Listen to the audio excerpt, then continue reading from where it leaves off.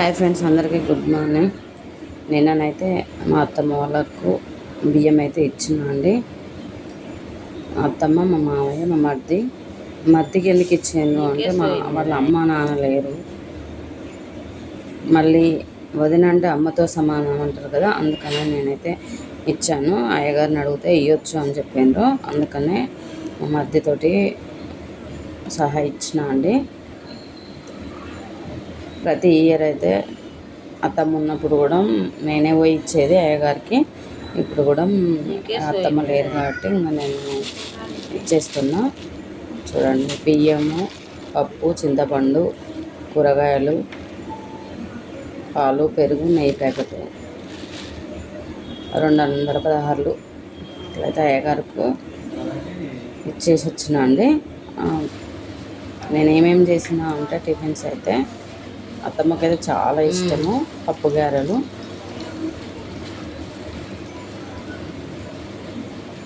పొట్టు పెసరపప్పుతో చేసినామండి.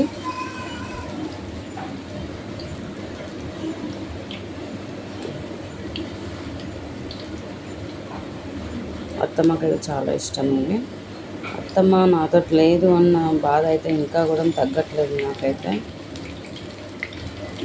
అన్ని మంచిగా ఉంటే తొందరగా వాళ్ళని చూసుకున్నా మర్చిపోతారు కావచ్చు, కానీ ఎటు చూసినా ఏం బాగాలేదు. అందుకనే అసలు మా అత్తమ్మను నేను అసలు మర్చిపోలేకపోతున్నా. మా అత్తమ్మ అయితే ఎక్కడున్నా మమ్మల్ని మంచిగా ఉండాలని దీవించాలని కోరుకుంటున్నాను నేనైతే.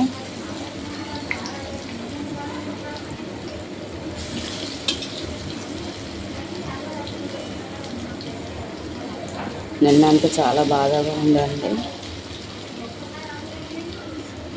ఇంట్లో ఎవరు లేకుండా, అత్తమ్మ లేరు, మామయ్య లేరు, అత్తి లేరు, అసలు చాలా అంటే చాలా బాధ అనిపించింది. అందుకో వీడియో కూడా నేను అప్లోడ్ చేయలేదు. ఇంకా పూరీలు వేసినాను, పూరీలు కొంచెం పకోడీ, కొంచెం సేమియా, బీరకాయ పప్పు వండినండి, అంతే. ఇంకా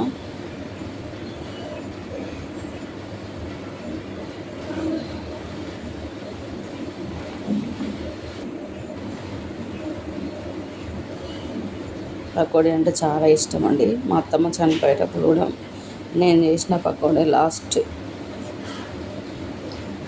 మింగను కూడా మింగలేదు, నోట్లోనే ఉంది, అట్లనే చనిపోయింది. తనకైతే చాలా ఇష్టం ఉండేది.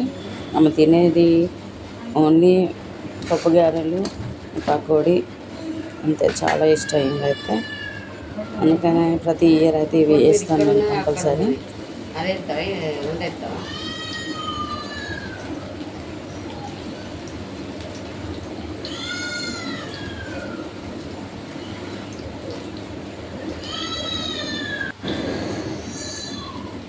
చేసినవన్నీ ఒక ప్లేట్లో పెట్టేసి అత్తమ్మ వాళ్ళ ముందు అయితే పెడతాను నేను.